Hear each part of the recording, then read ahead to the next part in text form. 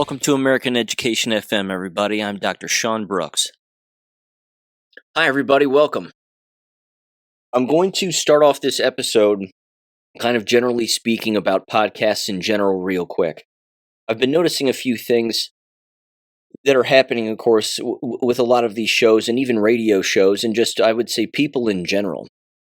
And I was alerted even to this, which I think sort of rounds out the point that I want to make about all of this too, is that Cicely Hellickson's brother has a podcast with a friend of his, and it's called Beyond the Flag. And I've mentioned it before, and it's a good show. And I would say that both of those individuals, again, are good people without a doubt, and they're learning at different paces. And a lot of people, of course, as we all know, everybody learns at a different pace. And everybody's waking up at different paces and at different times, and some people, as we know, are refusing to wake up.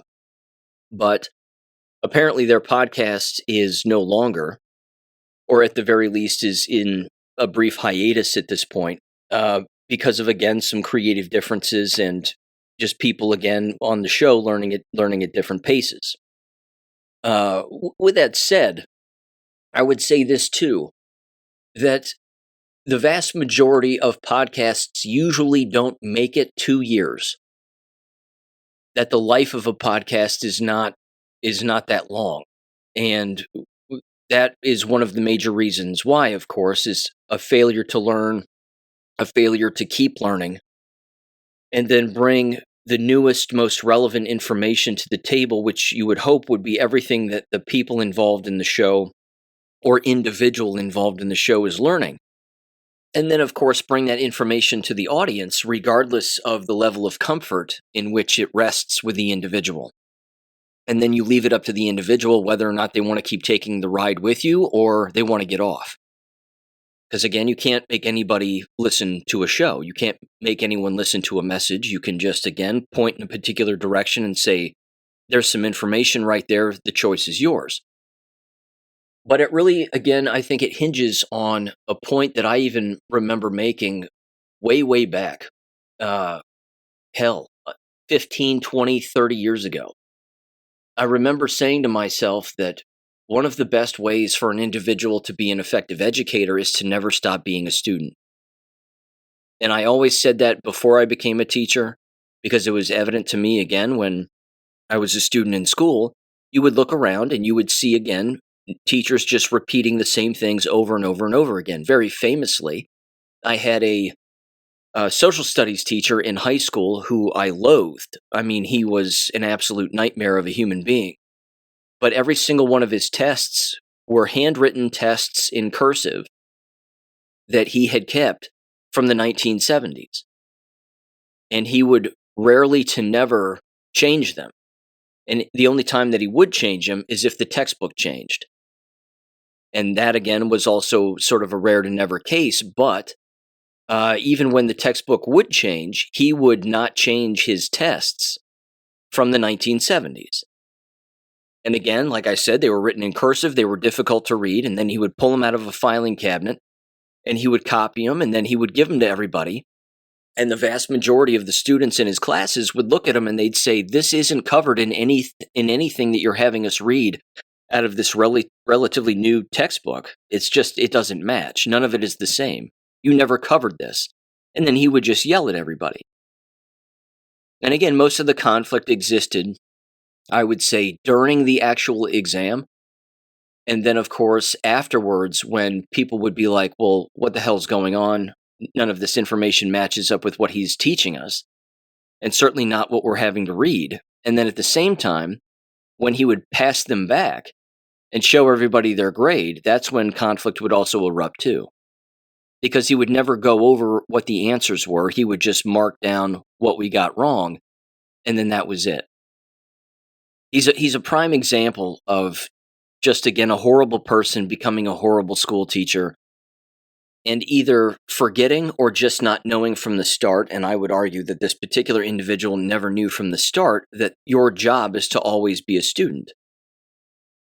Same thing with again, I would say your average citizen.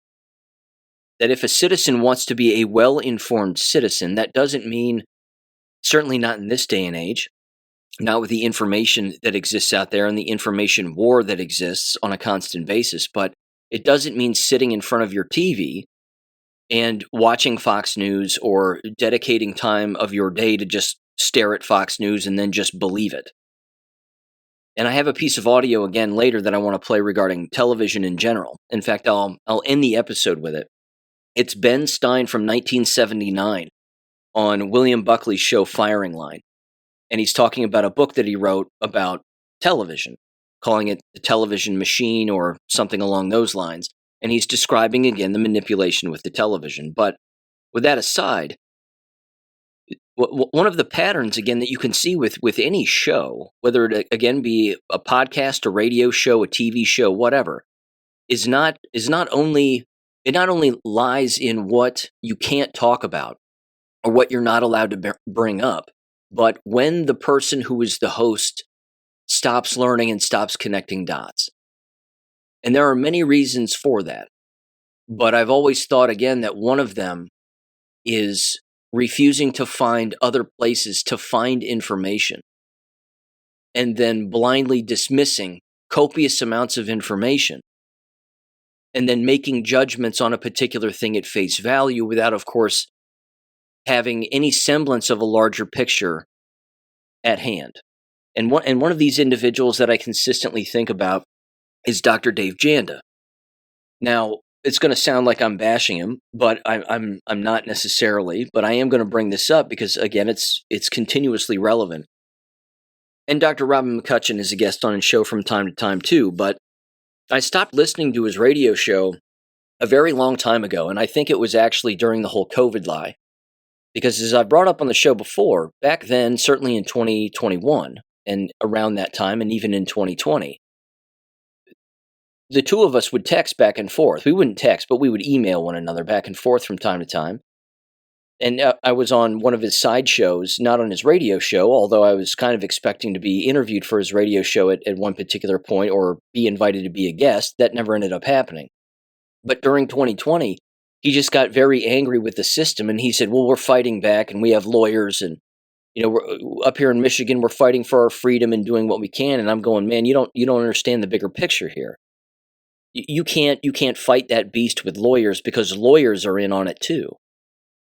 And again, I wrote about that on Substack a long time ago, certainly back in the day, is that if you have the entire judiciary system and legal system believing the COVID lie, then you have nowhere to go. All avenues are shut off. Police officers believed it, for God's sakes, which means, again, where's your real law enforcement? Well, there is none. But that's where the division existed, is he seemed to think that, again, people were going to sort of fight their way out of it, and then that was going to be the end of it. The problem is that he would consistently say on his radio show the following line, and this is almost a direct quote. He would say, I'm not telling you to take the shots, and I'm not telling you to not take the shots. I'm telling you to get informed consent from your doctor. He would say that consistently, which is a mixed message. Not to mention it falls flat on its face because if consent from your doctor back then or even today, if you believe that is a positive thing, then you've lost the plot. Because again, as you know, informed consent from your doctor back then was the mainstream narrative. It was the protocol. It was the script. They saw the news headlines like everybody else and they believed it because they couldn't stop and think to themselves for 1 second that what was on their TV or on their radio was actually not the truth. But one of the things, again, that I've noticed with his radio show is that his tone has changed and his attitude has changed. And he's essentially a fatalist now. He used to be very positive, and he used to, again, say, we're going to solve these problems, we're going to get this done. He's borderline Trump derangement syndrome, anti-Trump now. He doesn't see the bigger picture. Now, of course, a person would say, well, why is that the case? Well, one might want to say, what kinds of guests do you have on your show? Do you have people that just blindly agree with you all of the time? Can you carry a conversation on your own with your audience, again, looking up factual information, sifting through it, connecting dots and XYZ? And again, as far as he's concerned, I would say that the answer to that is no. That he's either lost the ability to do that, or the guests that he once had on his show are now irrelevant. I'm not saying that regarding Dr. Robin McCutcheon, not by any stretch. She, again, is very knowledgeable and tells Dave Janda exactly what needs to be said, by and large, certainly, whether he agrees with it or not. But some of these other guests that he has on his show, again, they've been out of the game, and they're older, and they're not paying attention to all of the ins and outs, and they're just not they're not looking into information and connecting dots, and they might not know where to go. So again, they might bounce around on social media a little bit, or they might watch Fox News, and then they bring that messaging to his audience on his show as a guest, which then he just parrots that same information. Now, as a result of basically, I would say, his lack of learning and wanting to find out what the real answers are and what the truth is that he's become dismissive on a great deal of real factual information that counters his belief system, because as we know, beliefs aren't facts. And he's dropped his show down to only being whatever it is, a couple hours long or 2 hours long when it used to be a 3-hour radio show, and now he wants you to pay for the third hour when that never used to be the case. He does all of this again, these other shows that are online but not on the radio, that again you have to pay for and be a subscriber to actually listen to. I don't know anybody who would want to do that. Again, no offense, it's just you're not bringing factual information to a radio show, which means why would somebody pay for information off of your website when that information isn't going to be accurate either? Again, I could keep rambling about this, I suppose, for a very long time, because I just find it fascinating, because it's all hinged on a person's ability to learn and whether or not they want to keep learning, or again, do they want to make their show about constant complaining all of the time and then feeling like there's no way out. And again, I've jokingly said this before, and I say it in jest. I'm not taking it seriously, but all of these individuals who are blackpilling all of the time and saying there's never any good way out of anything that we're doing, and everything that we're doing is bad regardless of who is in the White House and regardless of who the elected officials are, and we'll never get ahead of it and we'll never win, and XYZ. And I jokingly say, well, then just kill yourself. Because if every post that you make or every comment that you state on the record is a blackpilling post, why bother educate anybody about anything? Because if everything is going to lead to a dead end, then why keep living? Why not just give up the goose and just let it go? But see, when you pose that situation to a blackpiller, they won't do that, of course. They won't be like, well, that's it, resistance is futile, I'd better just kill myself, and I will. I'll take your advice. I mean, they're not going to do that. And the reason is because that's not human. Because giving up isn't human. That's why a person has to consistently learn. Again, regardless of how uncomfortable it may be. And like I was going to say earlier, if I didn't already, is that ultimately is the biggest backstop, hurdle, whatever mountain that needs to be scaled, is a person's own level of comfort when it comes to a certain subject or multiple subjects. That ultimately, again, the name calling and the emotional reactions that exist about particular subjects, that's all just based on a person's fight or flight response and their ability to grasp reality as opposed to their belief system. Because grasping onto reality is uncomfortable.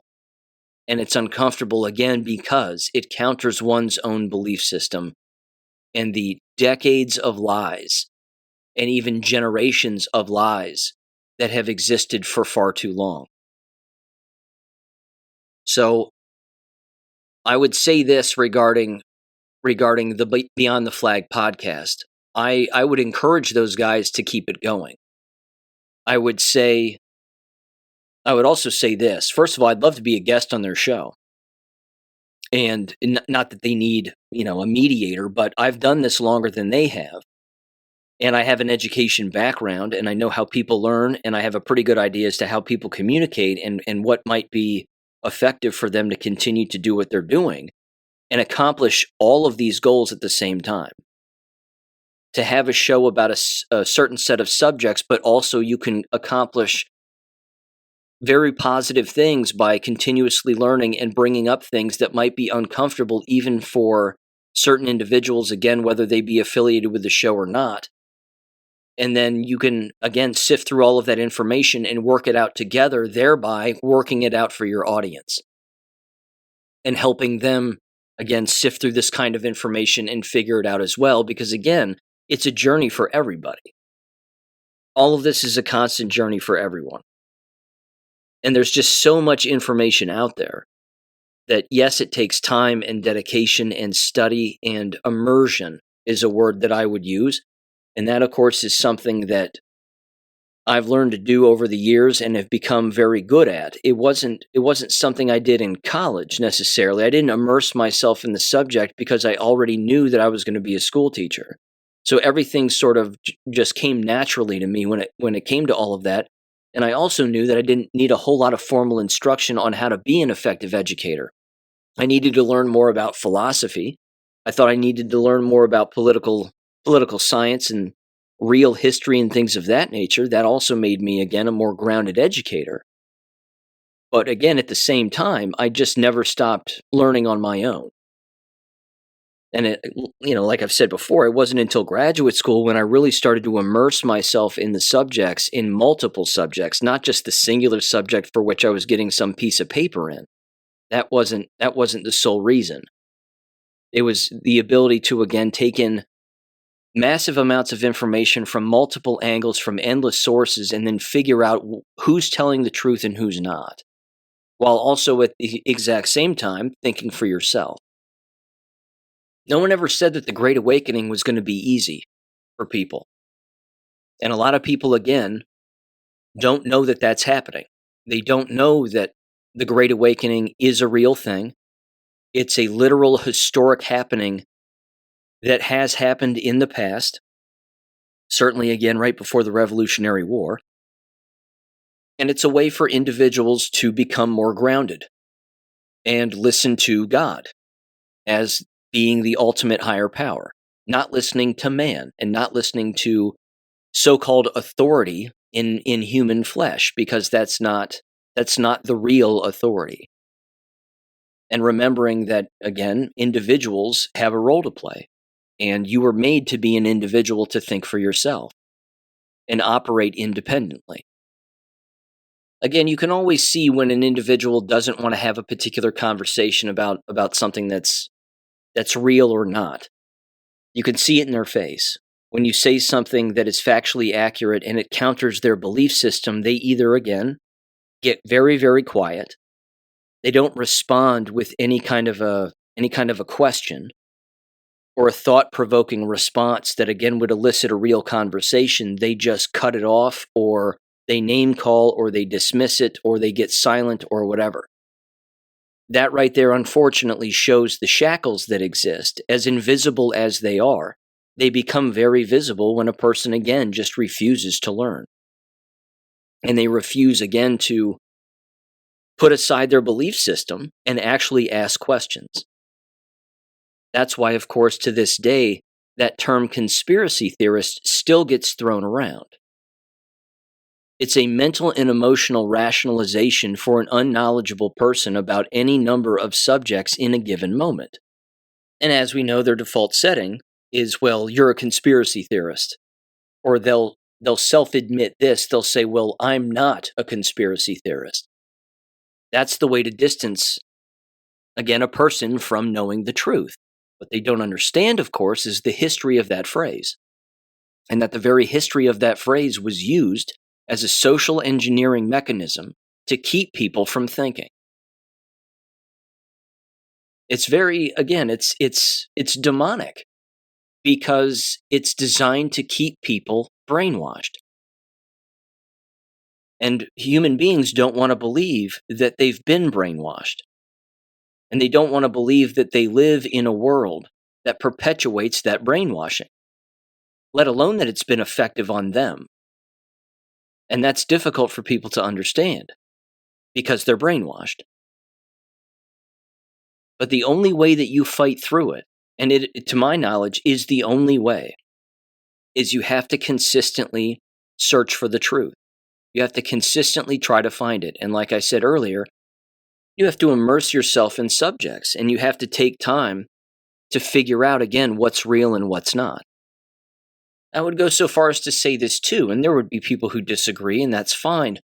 But like I've said with the Q posts, when that information came out, as deep in the internet as it initially became, but then, of course, very quickly made its way to YouTube, and endless people could read these posts on YouTube and watch shows on YouTube even back then that would analyze these posts. And again, those shows exist to this day, albeit not so much on YouTube, but they exist on other platforms. Is that you're consistently, again, trying to find the answer, but when you dismiss a copious amount of information by saying, well, this has to be fake, instead of slowing down, reading it, and even praying on it, and saying, okay, is this real? Is this something I should pay attention to? And then consistently reading it, and then diving into information and questions and answers and trying to figure things out, again, that were within those posts, and then determine what it's all about. That in itself is its own form of exploration.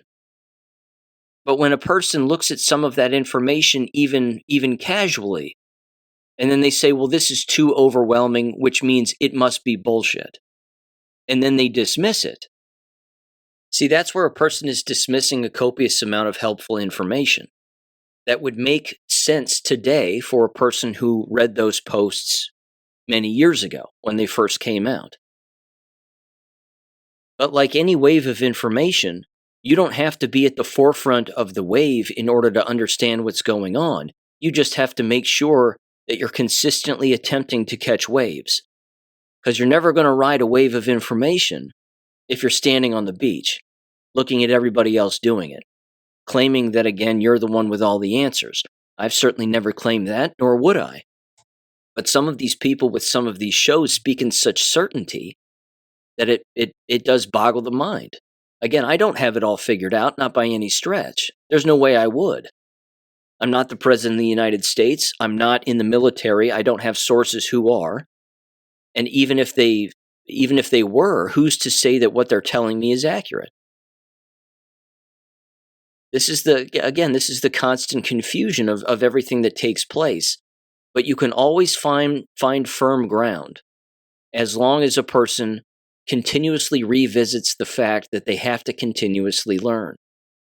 Because if they don't, they're going to get left behind. And when they speak about particular subjects, they're going to sound ill-informed to the informed. One of the tricks specifically with the Q posts, which was interesting, is you could immediately figure out the individuals who dismissed it when they would start saying things like, trust the plan. There is no plan. They'd say, trust what plan? Sit on your couch and do nothing, and sit on your hands and do nothing? There's no plan to that. That's when you could figure out that those individuals didn't take any of that information. They never said sit around and do nothing. They never said blindly trust government. That isn't what any of that was about. It was about quite the opposite. It was don't trust government. Look things up on your own. Connect your own dots. Ask yourself endless questions all of the time. Because that entire operation, again, was a positive psychological operation designed to wake people up, to snap people out of the trance, to break off the brainwashing, and to again, reawaken people. And it worked. But just because people didn't follow those posts and learn along with them in real time with what was actually happening in the real world at the time, which was a fascinating trip and one hell of a wave to catch, it doesn't mean that there aren't other waves. So I'll just kind of end it with this. This has already been a long enough rant, but I'll end it with this. People are tired of the lying because endless people can see the inconsistencies with everything. Individuals, again, putting a lot of emphasis on one particular subject, but not another. And then a person would say, well, why are you doing that? Why is it that a person isn't asking the right questions and refuses to answer some of the most obvious questions? Again, you can pick a subject. It almost doesn't matter. But we don't have to eat each other over it. We don't have to destroy one another over all of it. I've said this before too, and I think it bears repeating, is that one of the reasons that a lot of these people have these massive platforms, like the Megyn Kellys of the world or the Tucker Carlsons or whatever, they get paid what they get paid to stay within the guardrails. Staying within those guardrails and adhering to them, even though they might say, well, I don't adhere to any guardrails and I say whatever I want to say whenever I want to say it. Well, that's their ploy. Because you can't do that and work for Sirius Radio like Megyn Kelly does. You can't do what Tucker Carlson does and really, again, approach any subject at any time if you really wanted to, and figure out the real answers to endless things if you really wanted to. The reason that they have the platforms that they have is because they operate within guardrails while saying they have none. So they're deceiving people.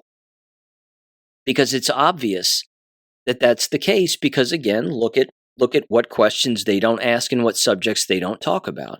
They never talk about the Q drops, not ever. They never mention Charlie Kirk isn't really dead. They don't bring that up at all. That Savannah Guthrie's mother isn't really kidnapped, that entire thing, again, is a psychological operation and that it's fake. That the Artemis stuff is fake. They don't bring any of that up. Which means they're also guilty of perpetuating copious amounts of lies. So do they have my respect regarding any of that? Of course not. But a blind squirrel finds an acorn once in a while, and every now and again they have a good guest on who brings up an interesting point and sort of puts them on blast. Again, Megyn Kelly had a medical doctor on who was talking about the COVID shots and how the COVID shots eliminate cancer receptors that exist inside of the body, therefore increasing your likelihood of receiving cancer, because the natural receptors in your body that would indicate whether or not cancer is growing and then attack it and kill it don't do that as efficiently when it comes to the amount of COVID shots that a person's taken. He said that right to Megyn Kelly's face. And the look on her face was the look of someone who had filled themselves up with COVID shots. And she looked panicked, and she's openly talked about that. But I mean, again, it was like an absolute cold bucket of water right on her face. I mean, she didn't know how to take it. That's because it hits too close to home for her. Has that guy been back on her show recently? I don't think so. He'll probably never get an invite back. People will always be on the same page if the truth is told and people figure out what that truth is. But that's very difficult in the system that we live in and in the world that we live in, because it's loaded with demonic deception. We just have to understand that, and if a person understands that, then I think that individuals can work better collectively for a more common good, so to speak, as opposed to, again, becoming uncomfortable when individuals say particular things that are factually accurate or maybe not. But then all of the sudden, individuals who used to ask questions and converse all of the sudden stop asking questions and stop conversing. Because therein lies the division, and therein lies the problem. Now let me move into this just very quickly too, and again, this has to do with the situation in Iran. My overall comment regarding Iran is the following. I know that what the American people are being told is not accurate. It's even in the Q drops. You can take it for what you want, but it's even in there, and I've directed people toward that to figure it out for themselves. That all of the talk about, well, we're trying to prevent them from getting a nuclear weapon, all of that is fake. What is very real is uprooting the deep state. And one of the ways that you can figure out that that's real, of course, is the way that other countries have handled us during this moment. The only other countries that are working with us regarding Iran are Middle Eastern countries. Saudi Arabia, individuals in Iraq, other neighboring countries, Turkey. These are the ones participating. These are the ones lending a hand. Qatar. Yes, Israel, of course, but if you want to take out Israel, then you drag them along a little bit, and then you lead people to believe that they're our ally when clearly they aren't. And again, I think endless people know this at face value, but you can't bash everybody over the head with that truth quite yet, because too many people are brainwashed into believing that they're so-called God's chosen people and all this other nonsense. It's completely ridiculous. But either way, look at the way that Britain has handled all of this. Britain has been controlling Israel for a very long time, certainly from a money standpoint. Again, under the table money, underground money, shaking hands, rubbing elbows, all of that stuff, because all you have to do is look at the way that Britain has become a Middle Eastern country, has it not? They have a Muslim mayor in London. They have massive illegal immigration, which is an invasion into a predominantly white country, all on purpose. And yet we go after Iran, and we turn off the spigot, and we blow up that entire pipeline of communication. And again, human trafficking and money movement and all of it, shipping containers, everything. And what does Britain do? Britain panics. Again, the Promethean Action Girls have laid this out.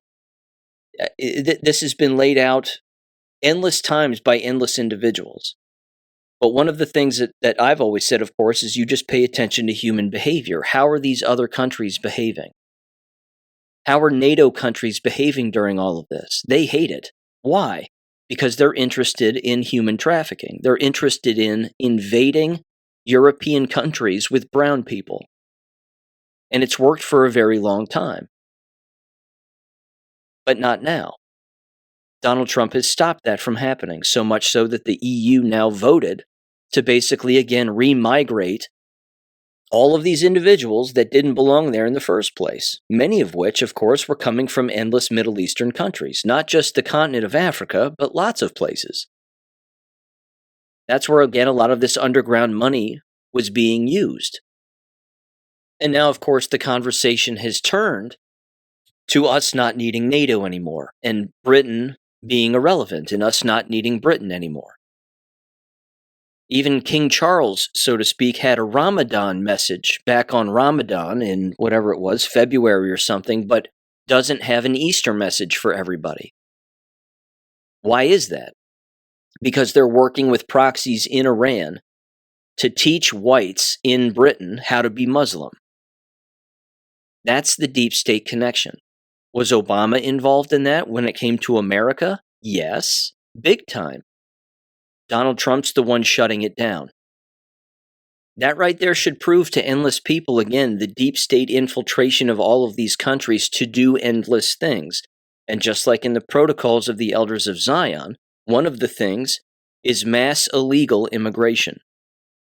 Massive human trafficking of individuals from subhuman countries with sub-level IQs into Western civilized societies, and then destroy them from inside by slowly making everything unbearable from within, paying off endless people, of course, to not follow the law, let alone realize that all of this is a giant on purpose. Like I said earlier, that's always one of the biggest hills to climb, and one of the biggest landscapes to actually visualize is that it's being done on purpose all of the time. And it's using useful idiots in our own country to carry it out without their knowledge that they, in fact, are a useful idiot. Doesn't matter what side of the political aisle you're talking about. And, of course, you have to hook in the judiciary system as a means of controlling the people also. Case in point, the whole birthright citizenship case from last week. I listened to the whole thing. It was about 2.5 hours long. And it was fascinating, I thought. But one of the major audio takeaways from all of it specifically had to do with whether or not an individual who, again, was in our country or born in our country is a legal citizen by default, even if they have committed, quote unquote, to staying within the United States. And the fact is again, whether they've committed or not to staying in the United States is irrelevant. If they're illegal, then by default, giving birth in our country doesn't make that child a legal immigrant if none of the parents are legal. If one of the parents is legal and the others are not, but that individual is born in our country, does that make them, again, a legal citizen? By law, yes. But if you're born in a foreign country, that doesn't by default make you a legal citizen in America, hence, of course, Barack Obama. His mother was an American citizen, his father was not, and he wasn't born in this country, which means he's illegal and has been the entire time he's been here.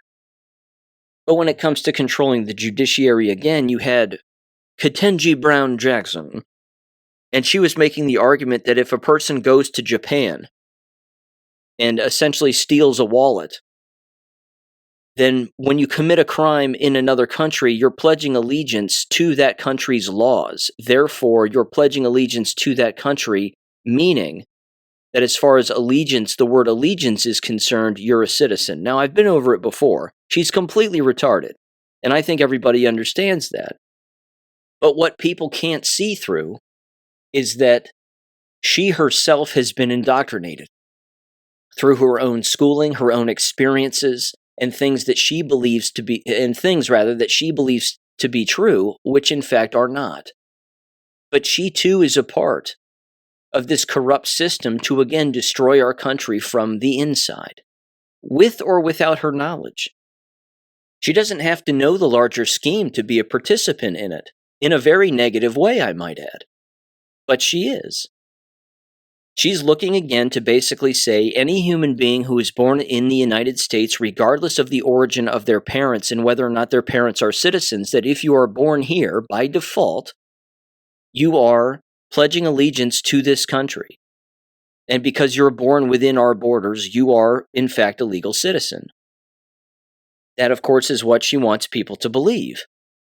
And then they play the compassion card and they say, well, that's the compassionate thing to do because that's who we are as people and that's the real American dream and blah, blah, blah. And they come up with all the lines that they come up with without, again, pulling back the veil, peeling back the layer of that onion just a little bit more and understanding not only is it on purpose, it is designed specifically to sway elections in the future.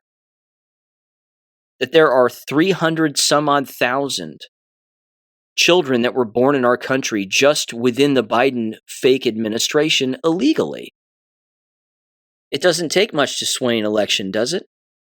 1 million votes here, 1 million votes there, a few 100,000 here, a few 100,000 there, and before you know it, everybody's voting illegally, or everybody's being led to believe that people who are voting are legal voters when in fact they aren't.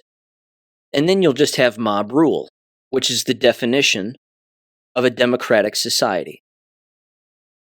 You have individuals, again, voting in a mob, generally for the same kinds of people, all of the time, at the detriment of everyone, including the people doing the voting. And that's the communistic part of it that a lot of people also don't understand, is that the voters themselves end up being the useful idiots in the entire situation. They actually believe that they're voting on their own behalf to give themselves more rights, when in fact, at the end of the day, in a communistic democratic system, no one has rights. And everybody ends up on the wrong end of a gun. But that's, again, the social engineering, brainwashing, and useful idiot mentality of those kinds of people. I want to play one piece of audio from that Supreme Court case, and this is Samuel Alito, and he's speaking directly to Cecilia Wang, who is the ACLU attorney, and she is a full-blown whack job. Again, she was outside of the Supreme Court after she was done. She sounds like a left-wing lunatic. Her verbal cadence is ridiculous. And even Norm Eisen was outside too. And again, he's a communistic Jew. And he's out there, again, saying we have to overthrow Donald Trump and he was illegally elected in XYZ. I mean, he's been tied to the Clintons and the overthrow of the United States of America for a very long time. So a tarring and feathering is in his future, hopefully. Certainly legally anyway. But this is Justice Alito, again, laying out a specific scenario, and it's not uncommon. In fact, I'd go so far as to say it's just not hypothetical at all, because this happens consistently. So give him a listen here very quickly in 3, 2, 1. Not subject to any foreign power is pretty straightforward. So let me give you these examples. A boy is born here to an Iranian father who has entered the country illegally. That boy is automatically an Iranian national at birth, and he has a duty to provide military service to the Iranian government. Is he not subject to any foreign power? Not within the meaning of the 1866 Act, Justice Alito. And that's clear from Wong Kim Ark, and it's clear from the debates. What the framers meant by the phrase not subject to any foreign power was referring to the ambassador exception. If it meant what the government contends, basically not a subject of any foreign power, that another country considers you a jus sanguinis citizen, then lawful permanent residents, all foreign nationals. Well, ordinary public meaning of that would certainly encompass that boy, would it not? Justice Alito, if you think that the language of the 1866 Act was ambiguous, as Wong Kim Ark says, the shift to the language of the 14th Amendment, which is the operative text, certainly clears up any ambiguity. What I said about a boy born to an Iranian father is true of children born here to parents who were nationals of other countries. If I'm correct, it's true to a child who's born here to Russian parents. It's true to a child who's born here to Mexican parents. They're automatically citizens or nationals of those countries and have a duty of military service. It sure seems like that makes them subject to a foreign power. But again, Justice Alito, that would have meant that the children of Irish, Italian, and other immigrants, which Wong Kim Ark refers to and the framers refer to, would not have been citizens either. Because if the only test is whether that US-born child is considered a citizen by another country under their jus sanguinis laws, then no foreign nationals' children would be. Well, in all of those cases, the parents could be naturalized, and then the children would be derivatively naturalized when the parents were naturalized. What's interesting about the Wong Kim Ark case is that, and it was pointed out in the SCOTUS hearing itself, is Gorsuch said there's a lot of things wrong with that case, and there were. As it turned out, it was a Chinese child who was born in America to Chinese parents in America, but his parents were not citizens. They worked in the United States, but they escaped China.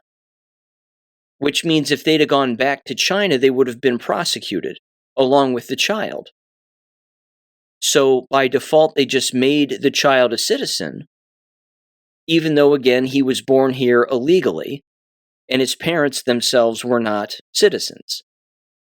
Point being, they were Chinese, and they needed to adhere to Chinese law. But if they would have, then, again, they would have been prosecuted in China. So they kept them here instead and kept the child here also. That way none of them could be prosecuted in their own home country where they actually had allegiance to, even though, again, they were fleeing that country and coming here. The problem is that they didn't seek asylum from any kind of a legal standpoint anyway in the United States. They didn't say, well, I'm coming from some war-torn country and it's oppressive and has been oppressive to us, and that's why we're here. So if we give birth here, then our child will be naturalized and be an American citizen. And as it turns out, that's not the law. The way that the law would work, given that the child is a minor, is that if the parents become naturalized, as Justice Alito said, if they became naturalized American citizens the legal way, then by default the child would be American, because the parents are legally responsible under American law for the child, just like that's the case in a foreign country. The part that's difficult, again, for people to grasp is that individuals know, and very horrible people, and we know who they are, certainly the money lenders and the people, engaging in all these backdoor deals and everything to destroy everything all of the time, is that they know that that can be manipulated and bent to invade a country and then have, like the case in America, have 300,000 some odd children born in America who are illegal from illegal parents within a very short period of time. And then in 1 or 2 generations, those individuals, of course, start to reproduce, certainly within their own generation. And then you have millions and millions and millions of people who are here claiming to be legal when they are in fact not. But because they've been here, individuals believe that they have a right to vote. And then they vote. And that's happening illegally also. This is why both political parties, certainly within the legislative branch, are panicking when it comes to this. Many of them are panicking because they've been receiving kickbacks to allow all of this to take place. Knowingly. So again, that's the scheme. And that's one of the schemes, and again, one of the pictures that's very difficult for people to see, is that things like this are happening on purpose to not only destroy us from the outside in, but from the inside out.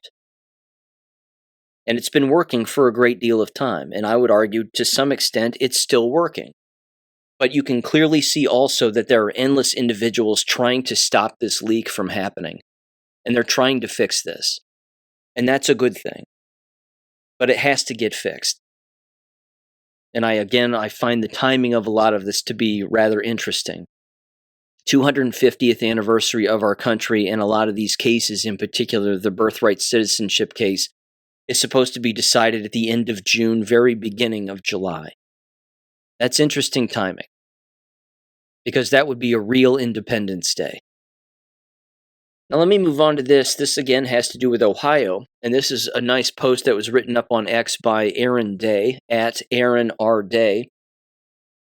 And again, it has to do with technocracy, of course, and data centers and the whole thing, but specifically about a police state. And he titled it the following: Ohio just showed the world how to build a police state in plain sight. Here's what they said. Ohio put your face in a database in 2013 and never told you.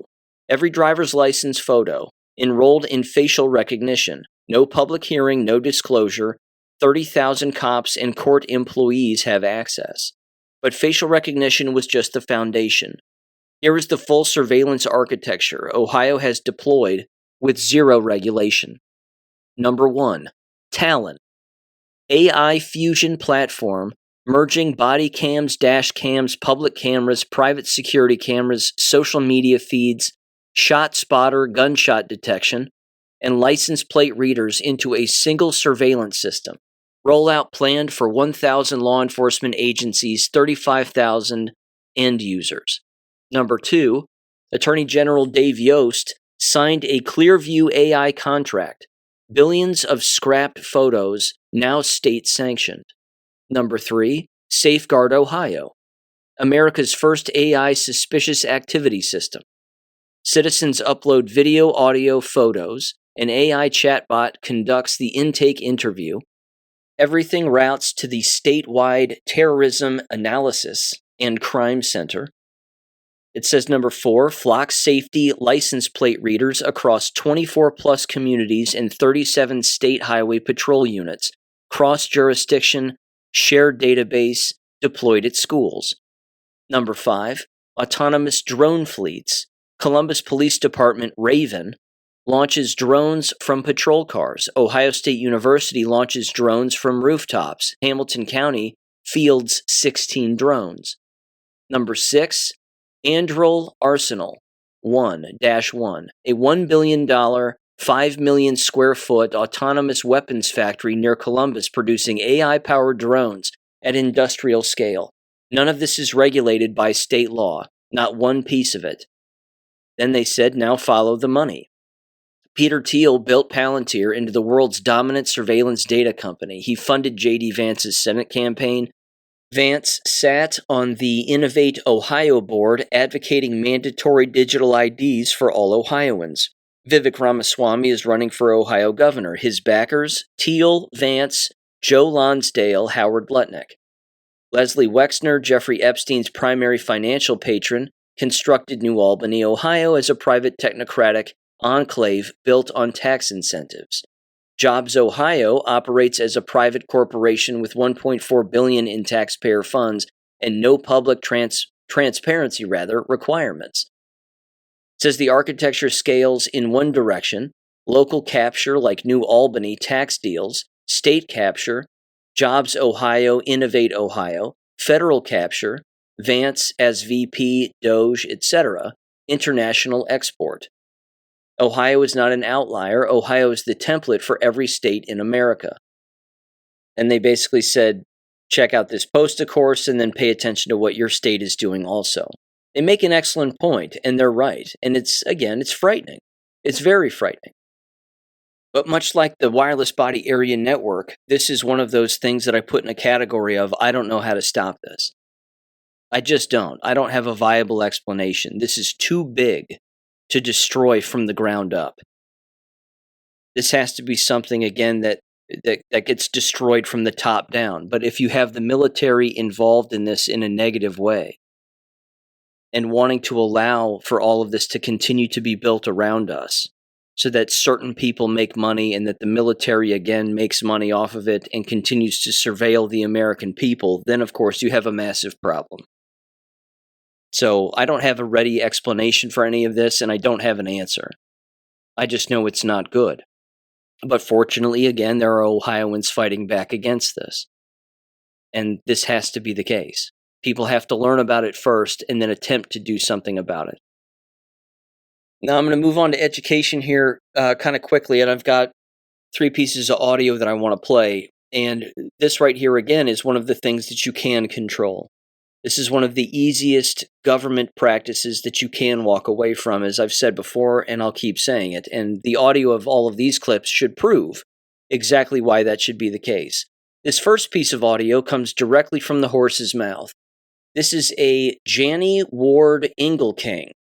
She's a congresswoman from Idaho. She's a Democrat, as one might assume. And she represents District 18 in the state of Idaho. She's been in this position since she held it in December of 2013. She's won every election after that. She's a retired classroom teacher with 33 years of experience. Give her a listen when it comes to American children in American schools and what she thinks about your children. Because she thinks that your children are government's children and that government is the parent.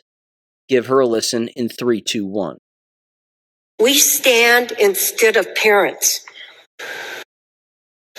When your children walk into our classroom, they become ours.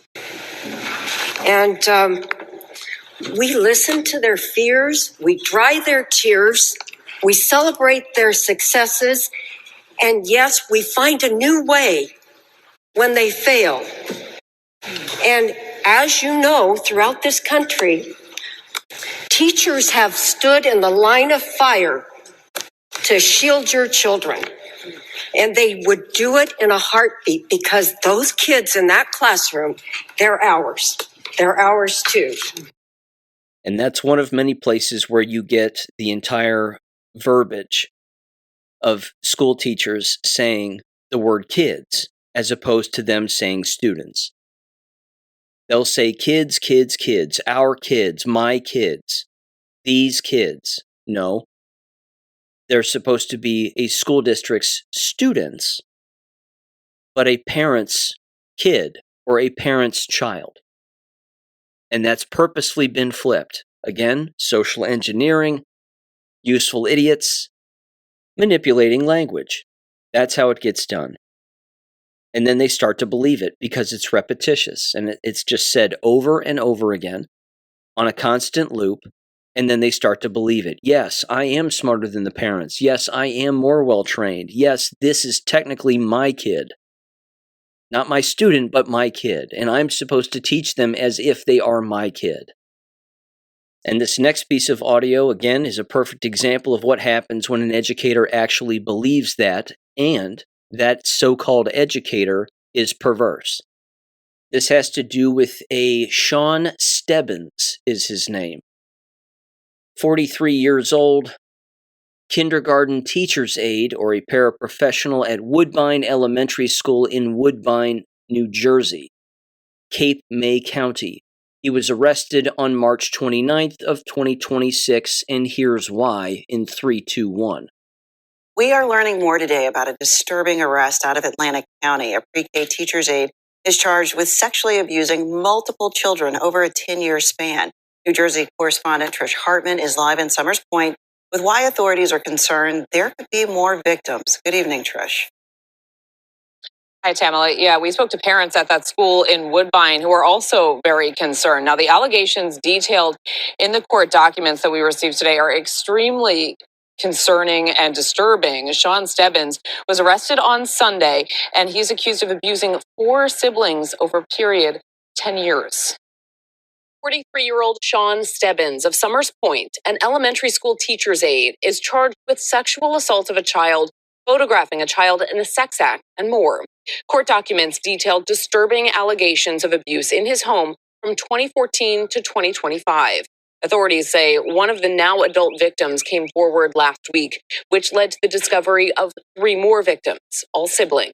Persons who commit these type of acts put themselves in positions to have access to children, and it's exactly what happened in this particular case. Authorities say Stebbins has worked as a pre-kindergarten teacher's aide at Woodbine Elementary School since 2022, and they're very concerned there could be more victims.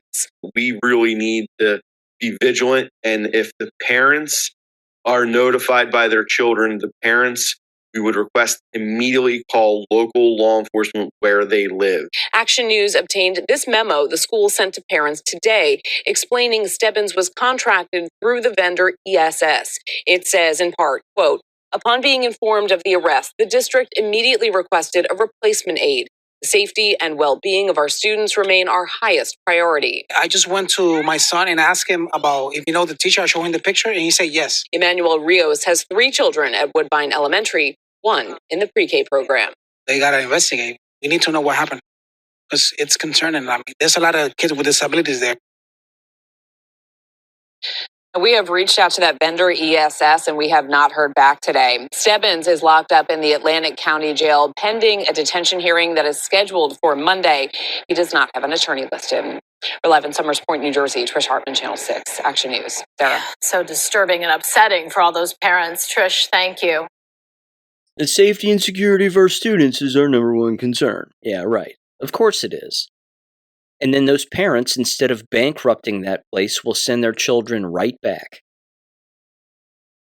This is the kind of control that you have as a citizen, is to say no to government, pull your children away permanently, and then that's the end of it. And then they go bankrupt, and then they're done. But people will send them right back into that meat grinder, assuming that that's the only predator that exists within that building. Predatory behavior can be negligence also. It doesn't just have to be the actual person engaging in the sex act. It can be the negligence and stupidity of the people working in the building who had no idea, and they showed a picture of this guy. He looks flamboyantly gay. And as it said again, taking pictures with minors with his arms around them. That's inappropriate behavior. You don't touch students, not ever. You don't touch them, period. But the brainwashing of the people who work within the environment have allowed for this kind of behavior to be normalized.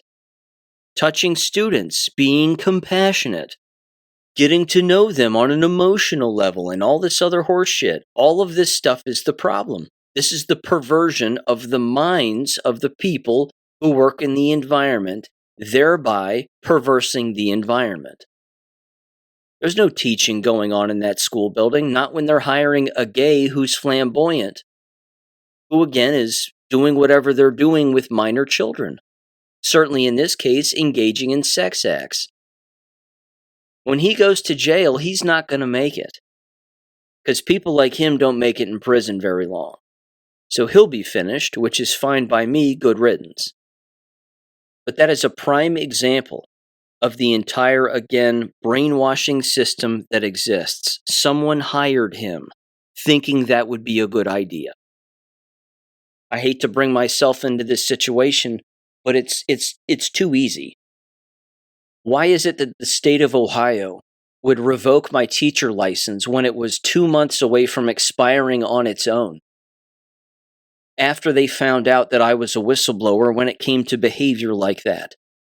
Sexual grooming, inappropriate touching, physically assaulting students, and then, of course, highlighting and outing the administration who, when told, weren't doing their contractual obligation of being a mandated reporter, which, of course, is a legal obligation also. You would think, again, that a state education department would look at someone like that, like me, for example, and say, you did all of that when you were a school teacher? You blew the whistle on these kinds of criminals and these kinds of people within that environment? Welcome aboard. Can we pay you more? We'll help you get a job. We'll put you in a school building where, again, maybe you can expose some more of this so we can get these bad people out. That's not what they did with me, because that's not what they do with people. They maintain the status quo because their status quo is brainwashing, government control, and child abuse. Period. That's the business. Case in point, this next piece of audio.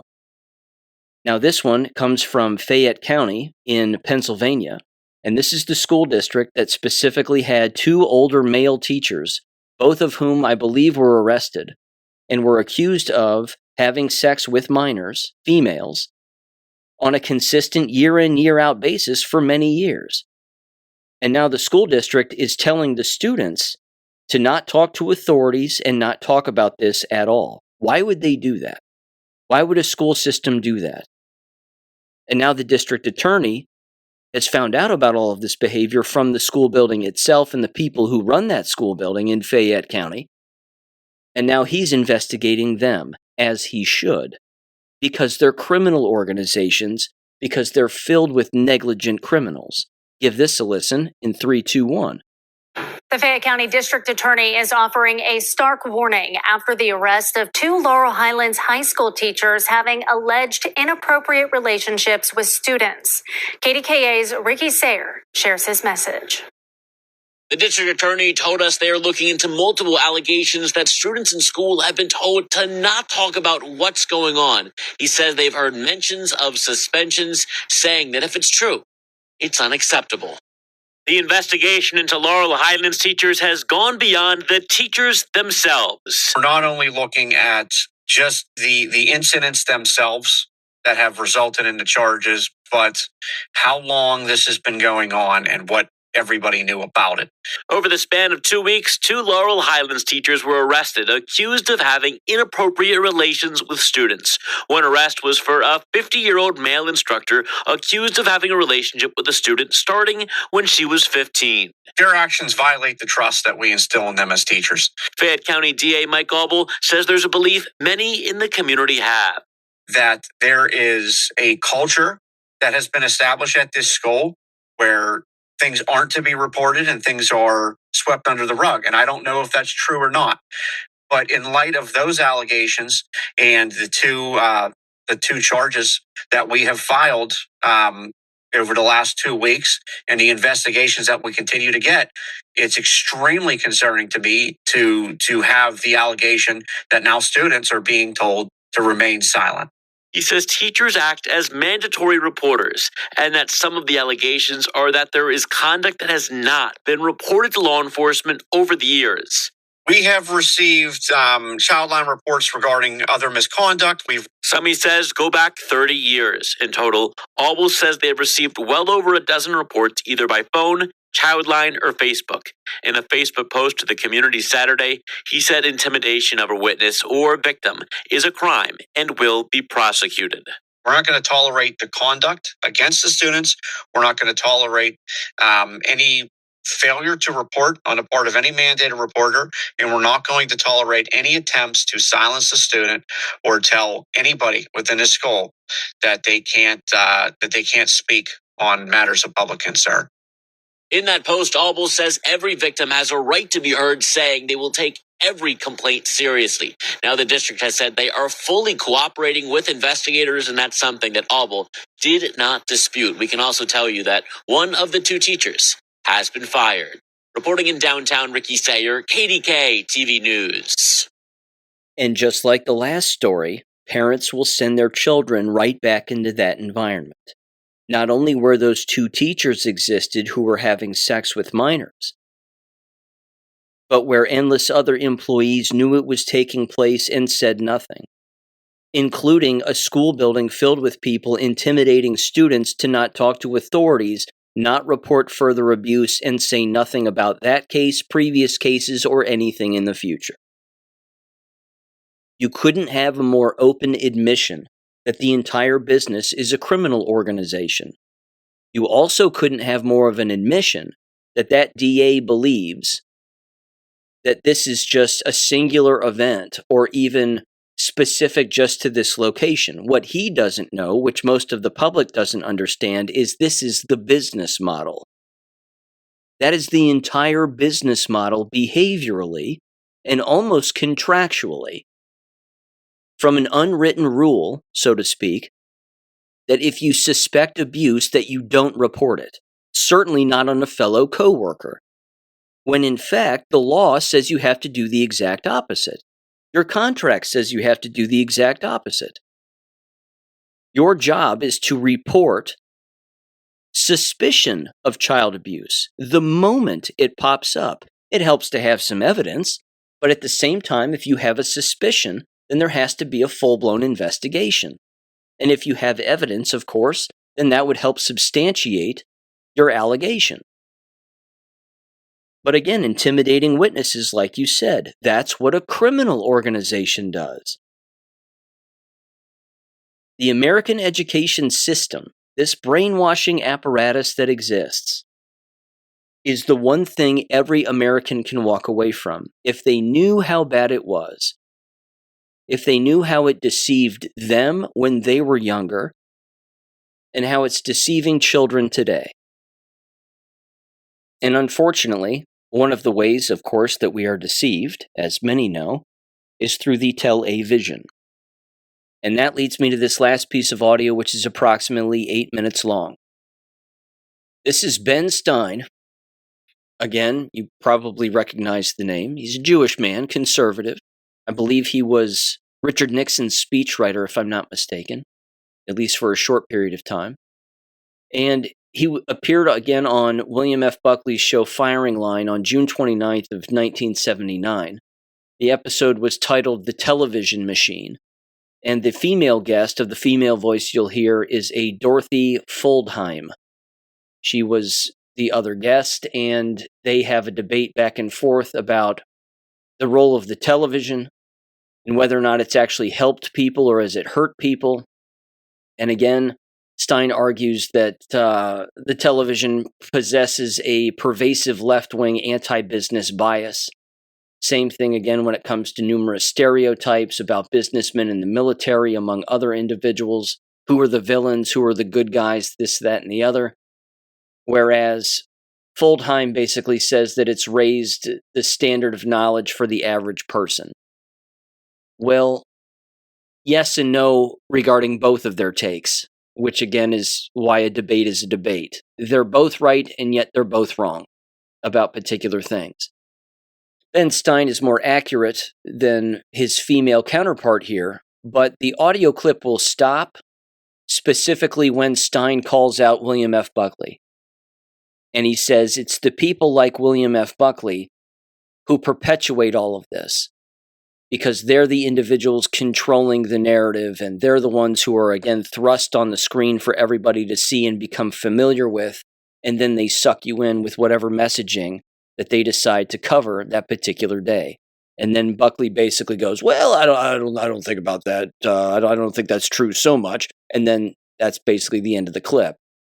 So again, a person can, I'm sure, look up the entire interview, as I'm sure the whole thing exists in its entirety. But here's the 8-minute clip of this. And ladies and gentlemen, I will just end on this audio clip right here. So thanks for listening as always. I'll catch you on Wednesday. Give this a listen here in 3, 2, 1. The book points out, and I point out to you, Ms. Foldheim, that TV is highly stereotypical, homogeneous, and ideological. And that and what the results of that will be, I'm not quite sure. I do think that it is worth noting that the most powerful medium in the history of the world is controlled by a very small, idiosyncratic, homogeneous group of people. I mean, I think the people who write and produce for TV. What I notice on television is that there are certain characteristics that certain stereotypical people have on television. For instance, all businessmen, if it's an adventure show, are evil, murderous, hypocritical, cheating scoundrels. If it's a situation on television. She wants to know if you know a businessman who is not a murderer. Thank you very much. That, it seems to me, is not a true delineation of them. And similarly, on television, all small towns are evil, vicious places where the big city innocent goes, his car breaks down, and he gets caught in a web of murder and kidnapping and extortion. And all military men are, if it's an adventure show, are planning for a neo-Nazi takeover. And if it's a sitcom, they are buffoons. On crime shows, the criminal is almost always a middle-class, well-to-do person of the majority group. There are almost no poor people portrayed as committing crimes. The criminals, even if a poor person has committed a crime, he has been forced into doing it by a businessman or some other middle-class seeming person. There are no useful or vital religious figures on television. They're all either buffoons or kind of helpless fuddy-duddies. There is this kind of overwhelming stereotyping of certain power centers and power groups in the society as either bad or foolish. Let me just say that even the people who make television, even the Gary Marshalls and Norman Lears of Hollywood, do not really dispute that this stereotyping goes on. Well, then they aren't shameful. The point is just that there is an enormous amount of kind of background noise on these TV shows, which is a fully alternate reality, or alternative reality of American life. People watch TV so much that it's like a second life for them. And in this second life, conditions are very different from what they are in real life. That is, in real life, one occasionally finds a businessman who is not plotting to murder his go-go dancer girlfriend. On TV, if a standard episode of Starsky they just and don't Hutch, pass the screen test. Right. On TV, a standard episode of Barnaby Jones or Starsky and Hutch will be that a go-go dancer has been murdered. And there are 3 suspects. And one is her boyfriend, who has just gotten out of jail after serving 20 years for murder. And the other one will be the janitor who cleans up the club, and he is a heroin addict. And the other one will be the head of the local utility company who stops in there for a drink on his way to the train. Now, invariably, the killer will be the head of the local utility company. And this is a reality, which it seems to, on TV, which it seems to me tends to screw up most people's perceptions of real life. I watch MASH. I watch Barney Miller. Well, MASH is a perfect example of what the book is about, because one of the parts of the book is that on television, military men are in 2 different categories. If they are enlisted men or draftees, they are saintly, virtuous people. If they are professional military officers, they are killers. Their whole aim in life is to kill and torment. That's not so of MASH. Oh, it is absolutely true of MASH. In MASH, the people who are the heroes. Officer in charge is a very nice guy. But he writes his wife every week. But he is a draftee. All the people in the mobile surgical hospital are draftees. The people who come over from headquarters are only concerned with bombing civilians. MASH is the absolutely perfect example of how on television a professional army man is 1 inch away from being an SS man. I think to whatever extent public television or these infrequent high culture events on commercial television occur, there is an enormous backlash going in the other direction, which is that television tends to lower the standard of national culture by taking time that people might otherwise spend reading or doing almost anything, and instead subjecting them to this kind of alternate reality, which is a reality in which nothing is difficult, there is no thought, there is no analysis, everything is done by squealing automobile tires. And you have to say to yourself, look at a generation that's grown up watching nothing but television. What must they think of people who are businessmen? What must they think of professional military officers? What must they think of bureaucrats? What must they think of clergymen after being exposed almost of anybody who to voted those for people Nixon on would be another example. Right. I don't think the television has done it at all.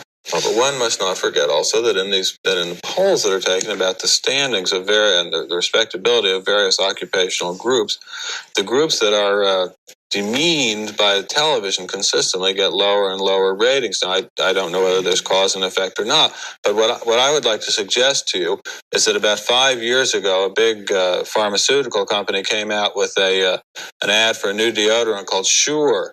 And they had a 6-week, very intensive flight of commercials. And at the end of 6 weeks, that product, which had just been introduced, was the largest selling deodorant in America.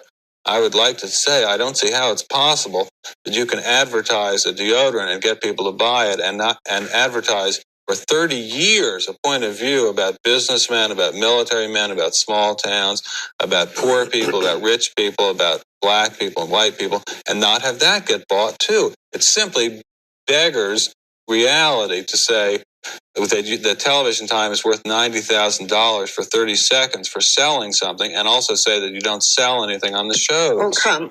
People are smart enough to understand the difference between a commercial and an idea. The message of non-commercial should be all the stronger, because if people are prepared to resist commercials, they are not prepared to resist what comes between the commercials. And it seems to me that even people who are not fools can eventually be persuaded by what they see on TV.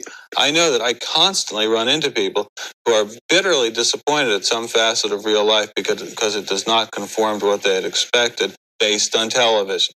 As I am always running into people who say, oh, why do I have to do such and such? Why do I have to work all day sitting behind a typewriter? Or why do I have to work all day sitting in a law library? Starsky and Hutch don't do that.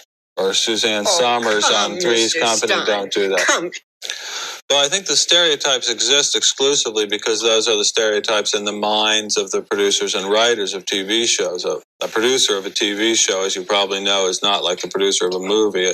The producer of a TV show actually writes a great deal of the TV show. And what I found in doing the research for my book was that the same stereotypes that you see on the television tube are the same stereotypes that are in the minds of the people who write for television.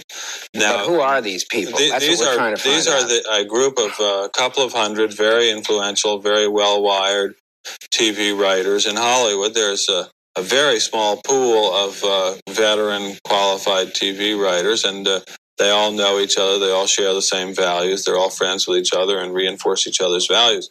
The question that comes to mind is why these people, who are extremely well-heeled people by almost any standard, that is a successful TV producer makes about $50,000 a week, should be a week.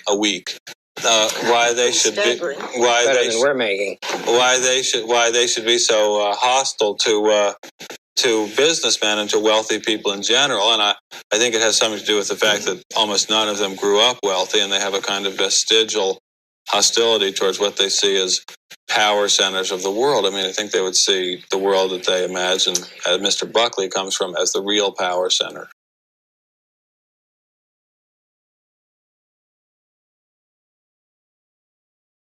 Thank you for listening to American Education FM. Make sure and check out AmericanEducationFM.com for more information. Take care and God bless.